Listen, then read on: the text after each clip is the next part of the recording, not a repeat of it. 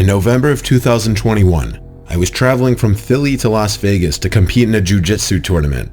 I traveled the country a fair amount, and I would normally stay with whichever teams were also competing as a way to save money.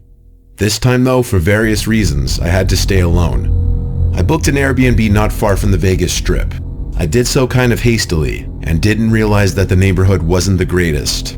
I thought of canceling and booking something else, but went against my instincts and rationalized that it was close to everything I needed, and I wouldn't be spending much time there anyway. I got to the location and didn't see the host. I wouldn't know who to look for anyway, since the Airbnb profile picture was of a flower. The host gave me the key code to the room I was staying in, a small studio apartment that shared a wall with the host's house. There was only one door in and out of the studio. The first red flag was that the key code for the lock on the door was 1234567. I thought that was weird, but the password for the Wi-Fi was password, so I figured that the host was just an older person who wasn't tech savvy, and the reviews for the room were pretty good. Around 9:30 p.m. is when things got creepy. I was close to falling asleep when I heard a tapping on the window in front of my bed where I was laying down. There were drapes covering the window, so I couldn't see who was making the noise. I responded by saying, "Huh?" loud enough for whoever it was to hear me. A minute or two went by in silence before I heard the tapping on the window once again. I said hello pretty loud and it went away. I was pretty on edge at this point and immediately wrote a message to the host asking if it was them tapping on the window. About an hour went by before they finally responded saying, "I was going to bring you some water, but it seemed like you were asleep, so I left." I was still very much on edge and I knew I wasn't going to be able to sleep. I contemplated going for a walk to the store or taking a shower just to clear my mind, but something told me to just sit tight and wait to see what happens. About 45 minutes went by. It's about midnight at this point, and I heard some noise outside. I then heard the distinct sound of someone trying the key code on my door. The attempt failed, but I could hear them trying again. This time I heard the sound of the lock disengaging. The door was unlocked. I threw the blankets off of me and ran to the door as it was opening up towards me and slammed it shut in this person's face. I was yelling, "This is my room, get out of here, leave." They responded in a deep voice from the other side of the door, "Madel said this is my room."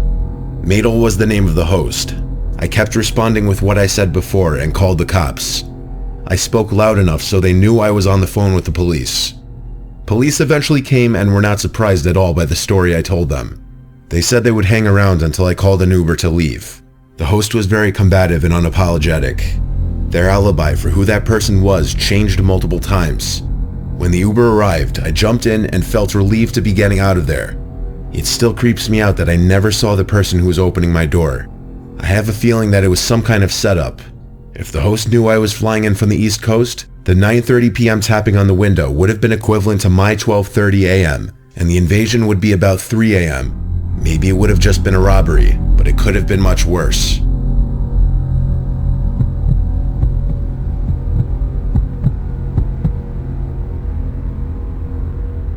My boyfriend Sean and I went on a trip to Vermont in the summer of 2016. I booked us a stay in an Airbnb that was listed as off-grid cabin. It had a few hundred reviews with a 5-star rating, so I didn't think it looked sketchy. The cabin was an old, one-room cabin with a potbelly stove and a loft area. There was no electricity and it was in a remote part of Vermont down an old dirt road. There was one house about half a mile away that was owned by the host and she was away, so we were alone. We got there around 4 p.m. and had a really nice evening cooking dinner and playing board games by candlelight. We had hiked all day and were exhausted by 10, so I went up to the loft to sleep while my boyfriend decided to sit outside and smoke. About 20 minutes later, while I was in that space between deep sleep and consciousness, I was jolted awake by a large banging sound on the side of the cabin. Before I could yell down, Sean yelled up to me asking if that was me. Confused and feeling like I must be dreaming, I groggily yelled, "No, was that you?" He said no, but didn't seem too worried since he was sitting outside and didn't see anyone. We go camping frequently, so it takes a lot for us to get freaked out by random noises in the night. We figured it was probably a tree branch that broke off and fell against the cabin. I started to fall asleep again when there was another loud bang, like a thwacking sound from another part of the cabin. At this, I jumped out of bed and climbed down from the loft. I met Sean as he was coming through the door. He told me to grab all the sharp things that I could find and go back into the loft. He was putting on a calm demeanor, but I could tell he was a little freaked out. I asked him what he thought it was, and he cautiously said that he didn't know. He said he didn't see anything when he was outside, but he thought he might have heard footsteps. As we were whispering, we heard a small, slow scraping noise that trailed for about 3 feet against the wall of the cabin, then silence again. I was pretty scared at this point and didn't know what to do.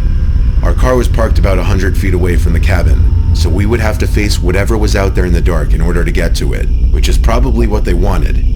I was also afraid that if this was a human, that they might have done something like slash the tires or block our ability to get back down the driveway. Sean told me to stay very quiet and go back up to the loft while he sat downstairs and waited. He had a hunting knife and a large stick, and I had a few steak knives, but otherwise we were sitting ducks.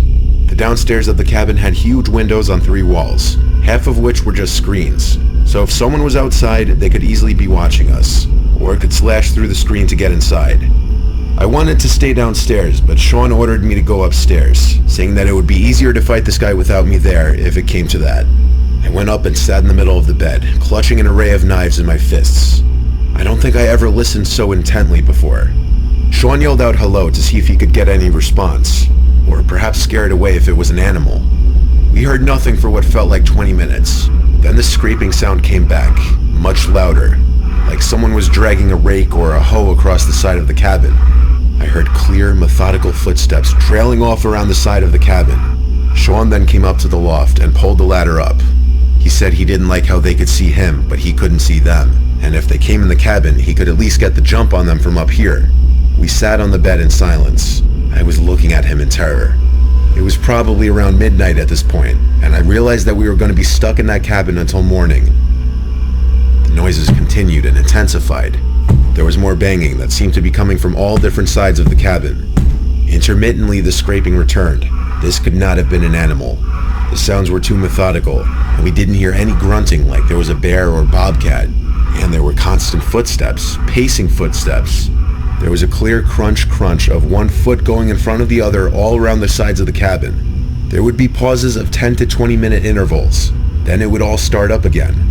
At one point there was a strange rattling sound on the outside, like someone was trying to shake or climb the pipe on the outside of the cabin that fed into the potbelly stove. This carried on for hours. Sean and I just laid in that bed, paralyzed in silent fear, staring into each other's terrified faces. I kept waiting to hear the front door burst open or the screen window rip. I was convinced that we were both about to be murdered, and every gruesome possibility kept playing in my head.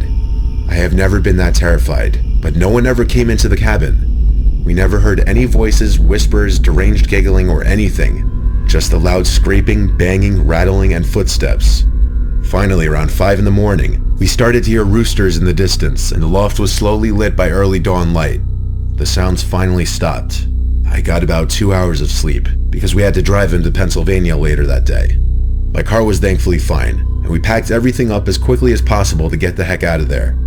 Sean looked around the cabin, trying to find scraping marks or clear footprints, but there was nothing.